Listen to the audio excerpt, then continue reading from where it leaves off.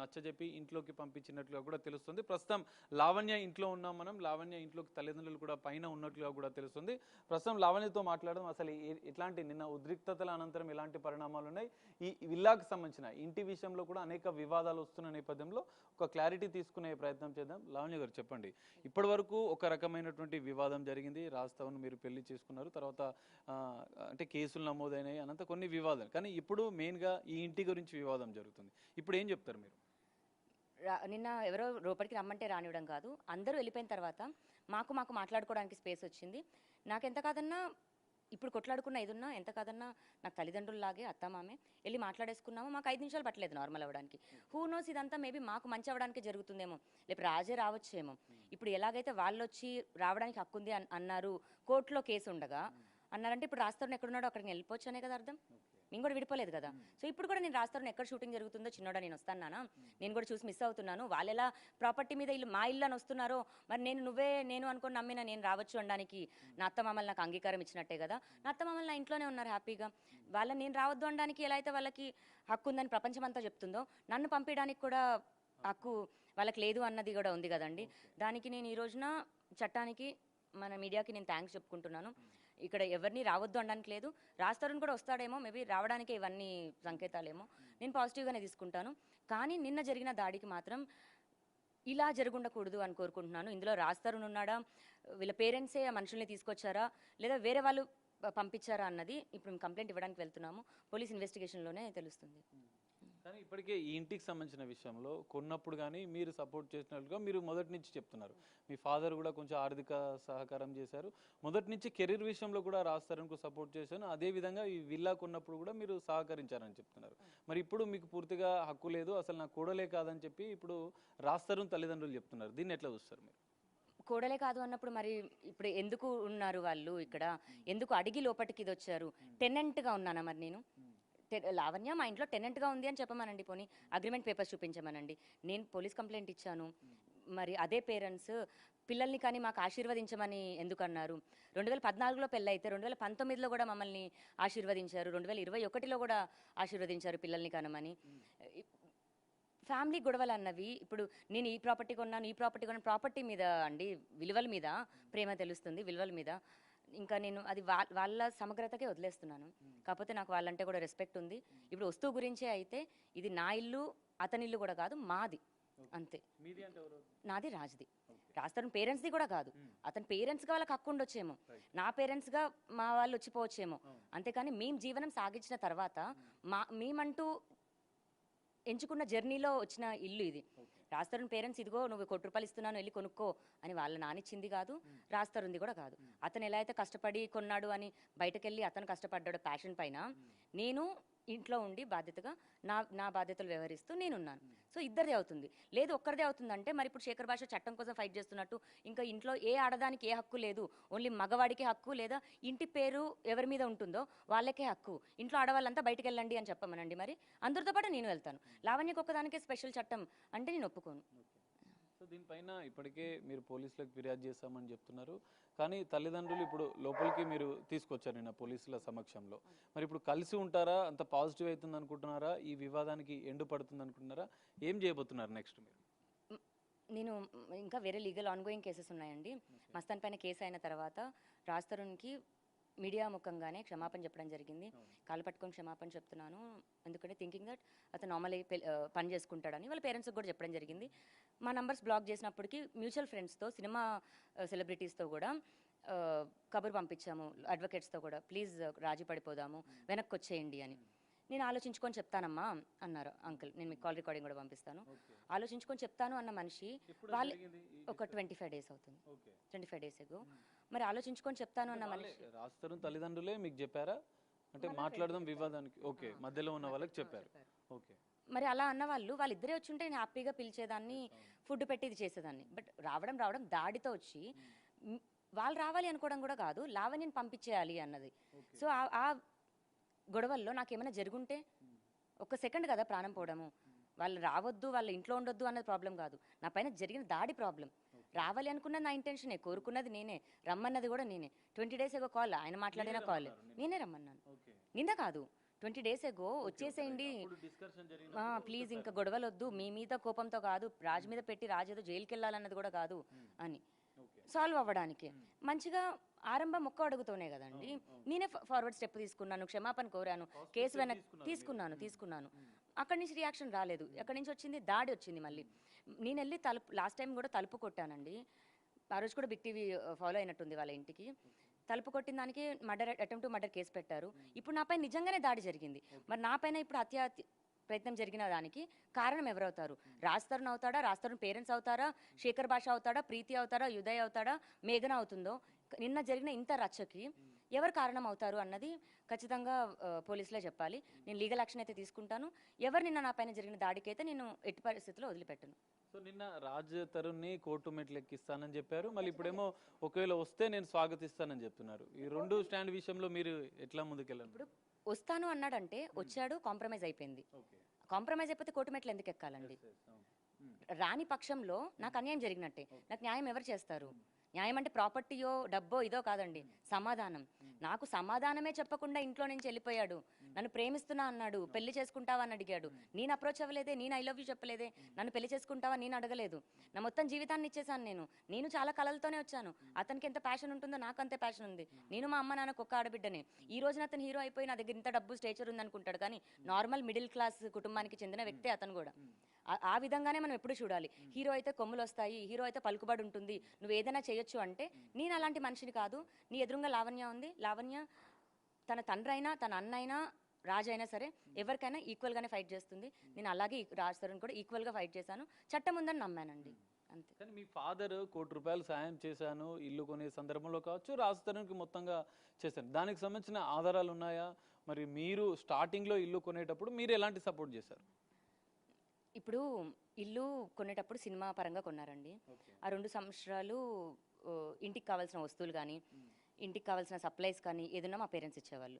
ఇప్పుడు నెలకి 30,000 అయింది అనుకోండి, ఆ సంవత్సరానికి ఇంత అని ఇతనికి ఏమి మంత్లీ శాలరీ కాదు కదండి.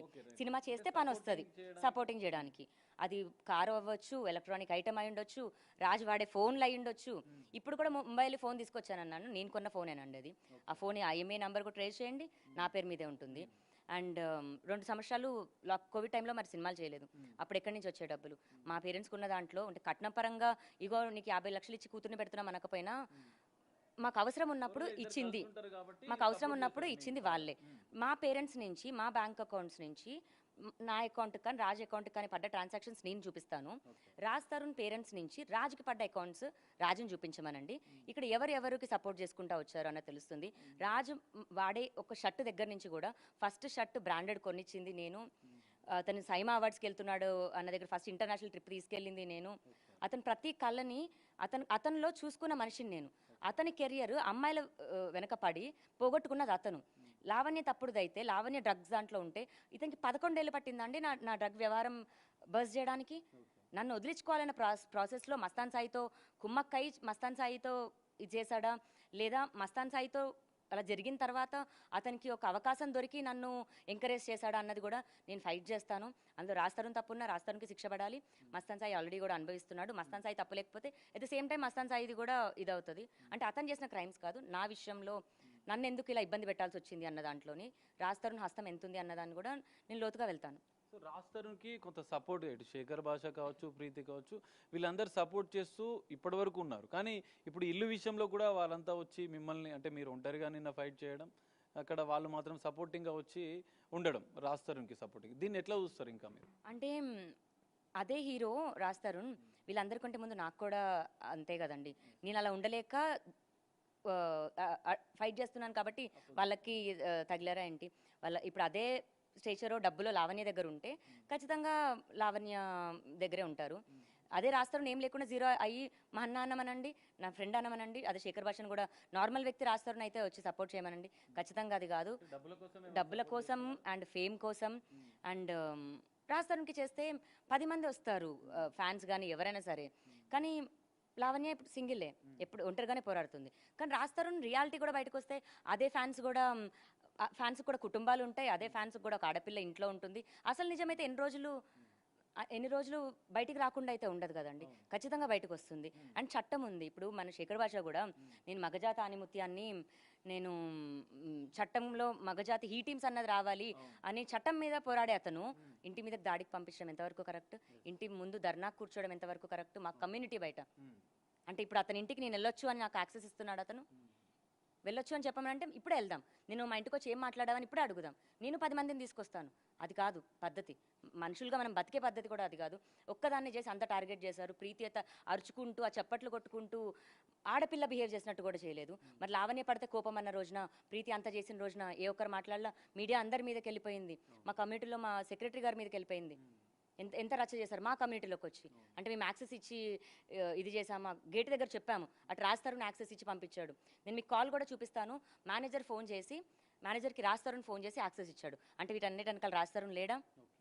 ఇంత జరిగాక మళ్ళీ ఇప్పుడు రాస్తారుని మీద రాస్తారుని ద్వారానే జరుగుతుందని మీరు భావిస్తున్నారా? ఖచ్చితంగా అండి.